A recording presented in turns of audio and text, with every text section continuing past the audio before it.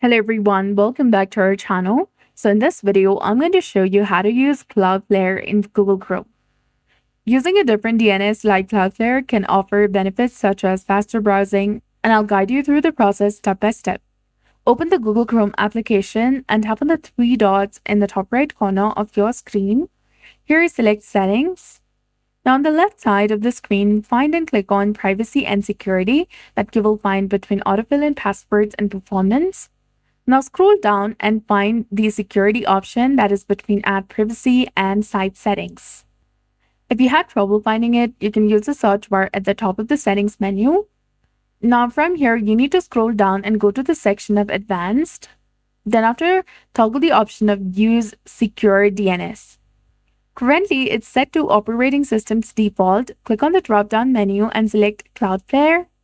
Refresh the page you're on and even restart Chrome to ensure that it's properly enabled. So that's it. I hope you found this video helpful. If you did, please like, share, and subscribe. Thanks for watching. We'll see you again in the next one.